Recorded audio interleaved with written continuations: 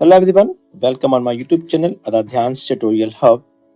Students, this is part 2 of Introduction to Euclid's Geometry, and in this part you will see postulates and axioms and their difference and what types of postulates and axioms were given by Euclid. So watch this video carefully. First of all, you will see what are postulates and axioms. So these are assumptions that are accepted as universal truth without any proof. Postulates and axioms क्या हैं? ये assumptions हैं. इनको as a universal truth मानकर ही इनको accept किया गया है. Okay?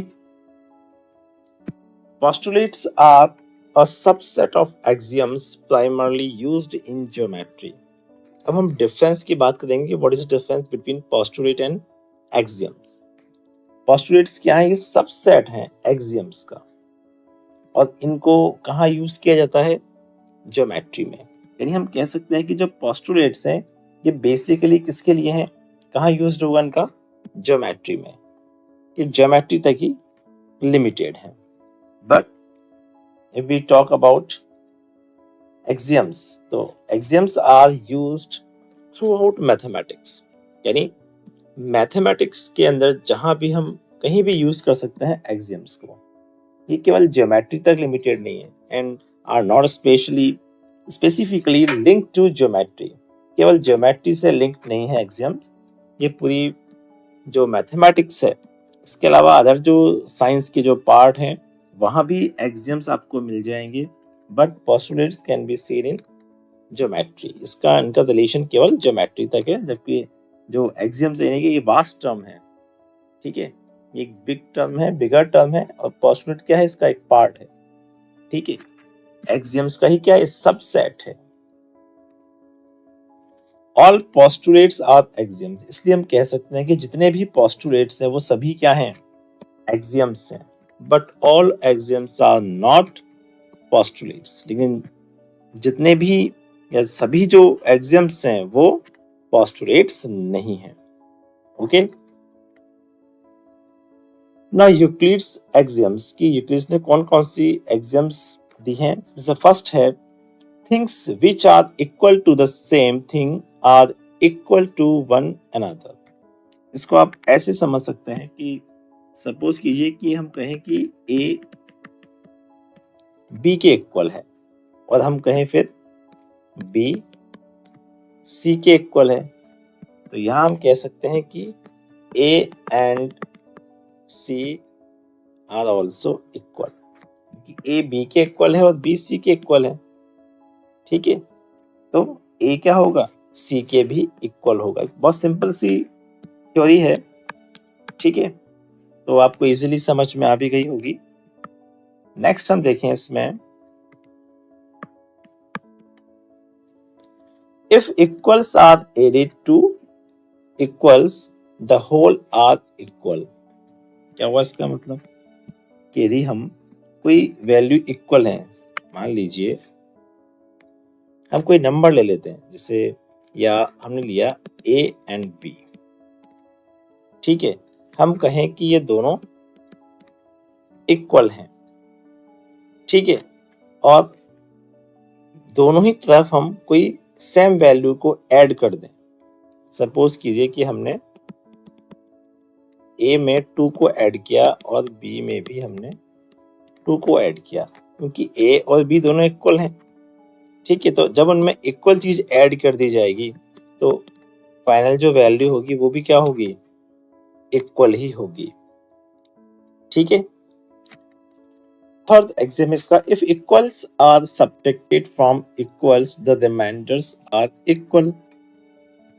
इसी तरह से सपोज कीजिए कि जैसे हमने कहा A और B दो इक्वल वैल्यूज हैं, तो यहाँ अगर हम A में से मान लीजिए 2 सब्ट्रैक्ट कर दे और B में से भी हम 2 सब्ट्रैक्ट कर दे, तो यहाँ जो होगा, जो उनकी रिमाइंडर्स होंगे, जो बची हुई वैल्यू होगी वो भी क्या होगी? इक्वल होगी, क्योंकि हमने क्या किया है? दोनों में से इक्वल को ही हमने सब्ट्रैक्ट किया है, तो फाइनल वैल्यू भी क्या होगी इसकी? इक्वल होगी. ओके.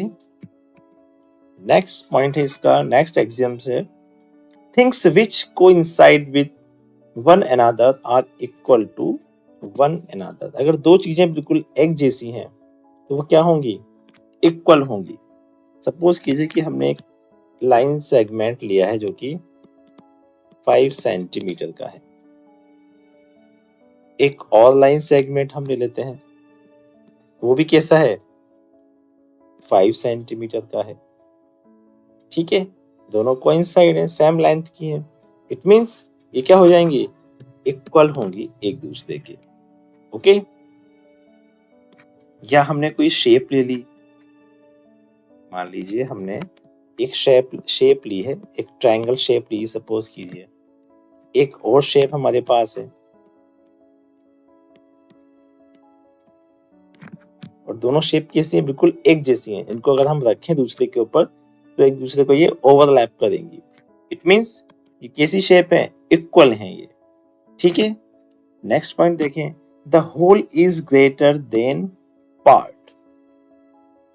देखिए अभी देखने से मैं लाइन से समझ में आ रहा है, जो होल मींस कंप्लीट, जो पूरा है, वो किससे ग्रेटर होगा, देन द पार्ट, यानी उसके किसी हिस्से से हमेशा बड़ा होगा। नेचुरल सी बात है, ये तो आप समझ भी गए होंगे। मान लीजिए एक सर्कल है, ये तो क्या हो गया, होल।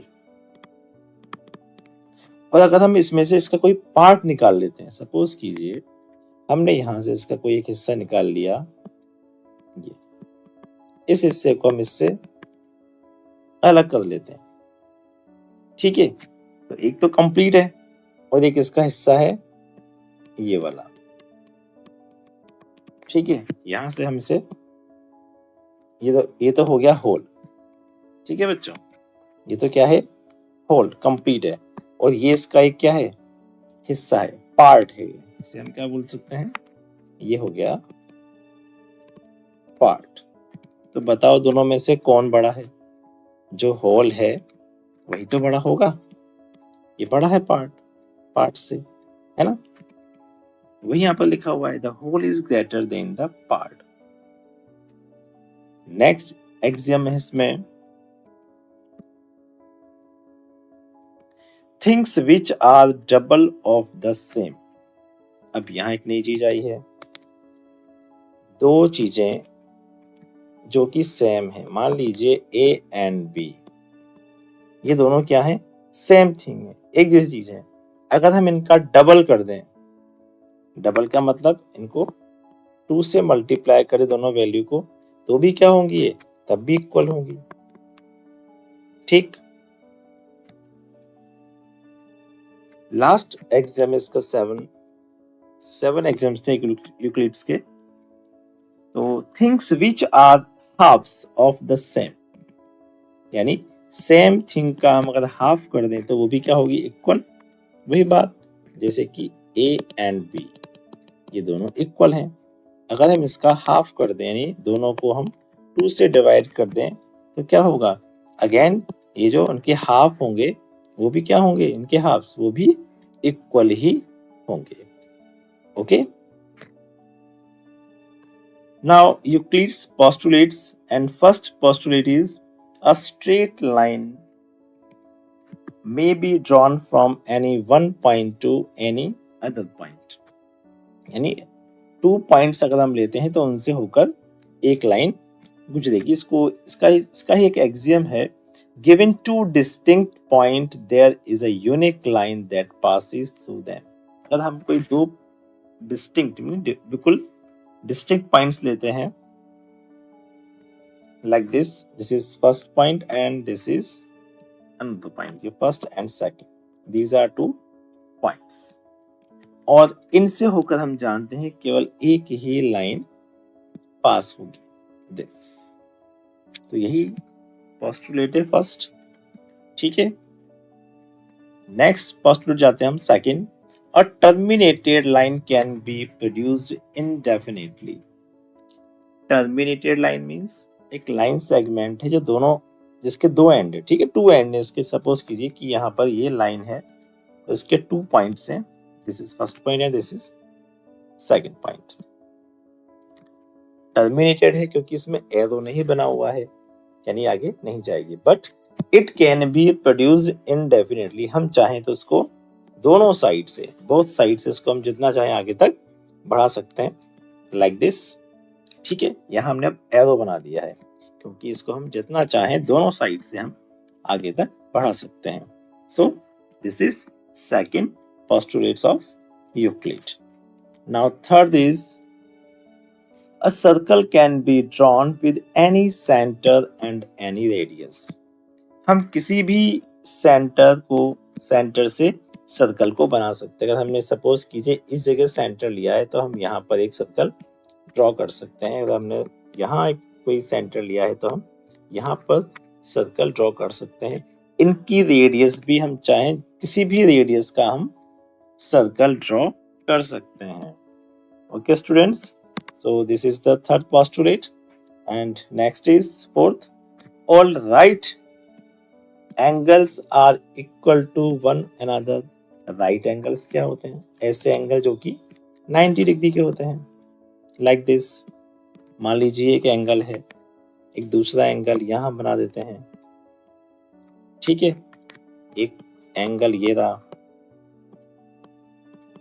अब यहाँ आप देखें, ये एंगल्स हम किसी भी साइड से बना रहे हैं, इनकी दोनों जो लाइन्स हैं इनको छोटा या बड़ा कर रहे हैं, but their angle will be 90 every time. ये हमेशा क्या होगा? 90 डिग्री होगा। इट मीन्स हम कह सकते हैं कि जितने भी एंगल्स हैं 90 डिग्री के सब क्या हैं? इक्वल हैं। और यही फोर्थ पोस्टुलेट है। Okay, now fifth postulate is if a straight line intersects two other lines and the sum of the interior angles on the same side is less than two right angles, the two lines will eventually meet on that side if extended indefinitely। ठीक है, एक बार इसको read किया तो समझ में आया भी नहीं होगा क्या बोल रहा है ये। ठीक है, इस पोस्टुलेट का क्या मीनिंग है। बट आप डायग्राम को देखें, ये देखिए यहाँ पर ये टू स्ट्रेट लाइन है। ठीक है, और इनको इंटरसेक्ट करने वाली एक ये थर्ड लाइन है रेड वाली। ठीक है, if a straight line intersect two lines. ठीक है, तो ये स्ट्रेट लाइन, इसने टू स्ट्रेट लाइन को इंटरसेक्ट किया है, and the sum of the interior angles on the same side is less than two right angles. हमने यहाँ ये लाइंस इस तरह से क्यों ली हैं? हमने इनको पैरेलल नहीं लिया है, क्योंकि अगर हम पैरेलल लेते, सपोज कीजिए कि हमने ये टू लाइंस पैरेलल ली होती और इसको हमने एक थर्ड लाइन से इंटरसेक्ट किया होता। ठीक है, ट्रांसवर्सल लाइन से इंटरसेक्ट किया होता, तो यहाँ जो इंटीरियर एंगल्स हैं, ये एंगल्स क्या कहलाते हैं? इंटीरियर। या फिर हम इसको भी बोल सकते हैं ये वाला और ये वाला, ये भी इंटीरियर एंगल है। ठीक है, क्यों? क्योंकि ये इन दोनों जो लाइंस हैं, इन दोनों लाइन के बीच का जो रीजन है वहां पर ये एंगल बन रहे हैं, इसलिए इसको हमने इंटीरियर एंगल्स कहा है। और यहाँ हम जानते हैं कि ये जो इंटीरियर एंगल्स हैं, ये दोनों, इनका सम कितना होता है? 180। ये सप्लीमेंट्री होते हैं, ऐसे इनका सम भी कितना होगा? 180 होगा इन दोनों एंगल्स का सम, है ना। लेकिन यहाँ पर जो पोस्टुलेट में क्या लिखा हुआ है? Interior angles on same side is less than two right angles. Two right angle का मतलब क्या हो गया? 180 डिग्री, उससे कम है।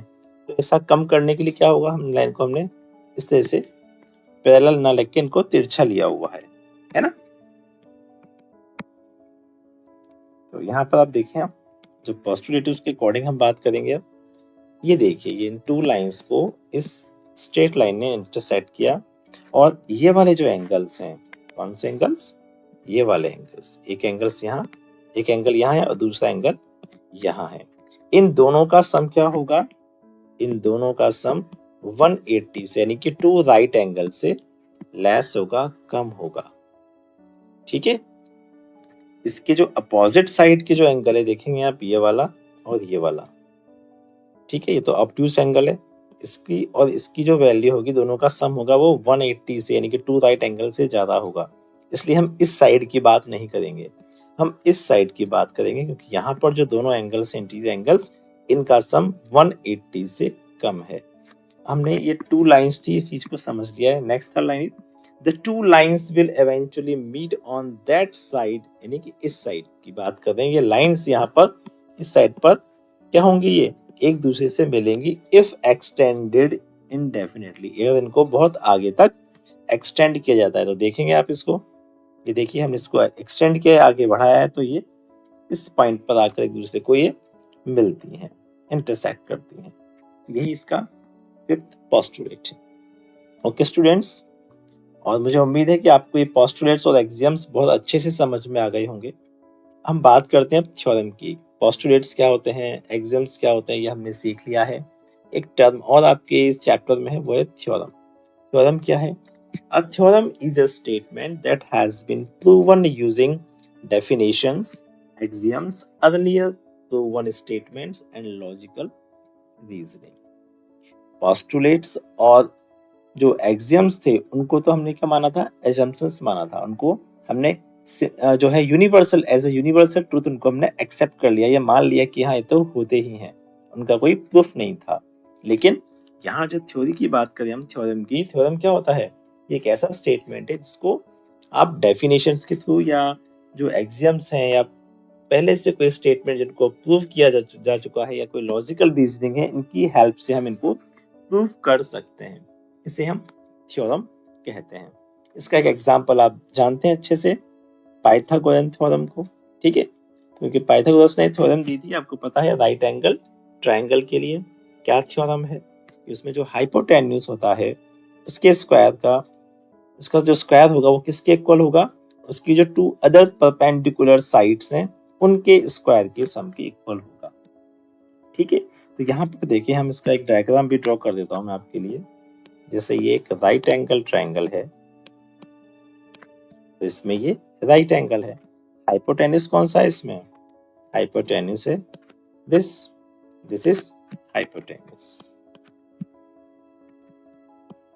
ठीक है, जो उसकी लॉन्गेस्ट साइड है, या ये कहें हम कि जो राइट एंगल के जस्ट अपोजिट वाला साइड होगा, ये वाला इसके जस्ट अपोजिट, ये हाइपोटेन्यूज। अगर हम इसका स्क्वायर करें, ठीक है, यहाँ पर इसको हमने क्या माना है, C, ठीक है, यानी यहाँ पर ये क्या है, साइड कौन सी है, C। तो ये A और ये B, जो परपेंडिकुलर साइड्स हैं वो A और B है। ठीक है, तो यहाँ पर क्या होगा, जो हाइपोटेन्यूज है इसका स्क्वायर करेंगे हम, तो ये किसके इक्वल होगा, इन दोनों साइड A और B जो परपेंडिकुलर साइड्स हैं, जो कि क्या बना रही हैं, राइट एंगल बना रही हैं, इन दोनों साइड का स्क्वायर करके इनका हम सम कर देंगे, तो किसके इक्वल होगा, इस हाइपोटेन्यूज के स्क्वायर के, यानी C स्क्वायर किसके इक्वल हो गया, A square plus B square. Okay students, तो आप समझ गए होंगे कि इसको हम प्रूफ भी कर सकते हैं, इसका एक प्रैक्टिकल व्यू भी है जिसको आप जानते होंगे। ठीक है, तो थ्योरम्स क्या होंगे जिनको हम प्रैक्टिकली प्रूव कर सकते हैं, लॉजिकल रीजनिंग से, स्टेटमेंट से, या अर्लियर प्रूवन स्टेटमेंट से, डेफिनेशन से, या एक्सियम्स से, उनकी हेल्प से अगर हम प्रूव कर पाते हैं तो वो थ्योरम्स हैं, और जिनको हमने as a universal truth accept कर लिया है वो पोस्टुलेट्स एंड एक्सियम्स हैं।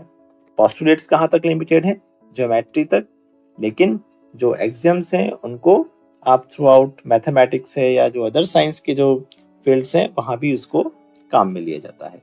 ओके स्टूडेंट्स, उम्मीद है आपको तीनों चीजें अच्छे से समझ में आ गई होंगी, और वीडियो आपको अच्छा लगा हो तो उसको लाइक जरूर करें, और चैनल को अभी तक सब्सक्राइब नहीं किया है तो सब्सक्राइब करना ना भूलें, और अपने फ्रेंड्स को शेयर जरूर करें। मिलते हैं नेक्स्ट वीडियो में, till then keep watching Aaradhya's tutorial hub.